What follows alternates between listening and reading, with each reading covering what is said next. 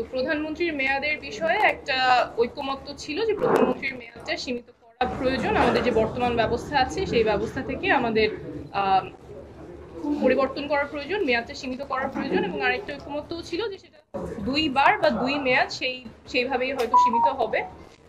কিন্তু 2 বার হবে না 2 মেয়াদ হবে সেটা নিয়ে আলোচনা চলছিল। এরপর একটা প্রস্তাব আসলো যে সর্বোচ্চ একজন ব্যক্তি কত বছর বা কত সময় প্রধানমন্ত্রী থাকতে পারবে সেটা নির্ধারণ করলে হয়তো ভালো হবে।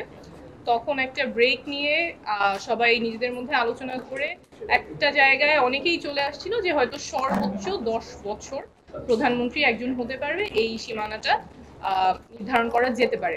আমাদের ন্যাশনাল সিটিজেন পার্টির পক্ষ থেকে আমাদের প্রস্তাব 2 বার এই জায়গায় আমরা সীমা নির্ধারণ করার কথা বলেছিলাম, কিন্তু যদি ঐকমত্যের স্বার্থে সবাই সর্বোচ্চ 10 বছর বলে বা সময় নির্ধারণের ক্ষেত্রে আমাদের সেটা ফ্লেক্সিবল থাকবে।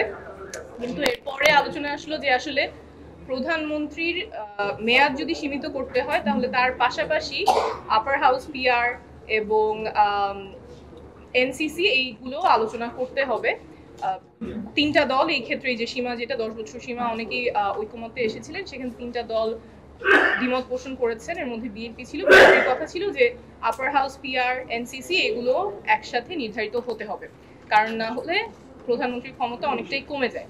তো এই ক্ষেত্রে আমাদের পজিশন হচ্ছে যে এনসিসি বা সাংবিধানিক পদগুলোতে নিয়োগের ক্ষেত্রে আমরা তো সবসময়ই চাইবো যে নির্বাচন কমিশনের মতো কোনো প্রতিষ্ঠান পক্ষপাতমূলক আচরণ করবে না, তাদের নিয়োগটা হবে একদম নিরপেক্ষভাবে। তো সেই ক্ষেত্রে আসলে যেই সাংবিধানিক প্রতিষ্ঠানগুলো প্রধানমন্ত্রী বা এক্সিকিউটিভকে অ্যাকাউন্টেবল করার কথা, তাদের নিয়োগের ক্ষেত্রে তো প্রধানমন্ত্রীর যদি হাত না থাকে সেক্ষেত্রে ক্ষমতাটা কমে না, বরং ওই জায়গায় ওই জুরিসডিকশনটা থাকারই কথা না। কারণ যেই প্রতিষ্ঠানগুলো এক্সিকিউটিভকে অ্যাকাউন্টেবল করবে, এক্সিকিউটিভ ক্যানট দেন রিক্রুট।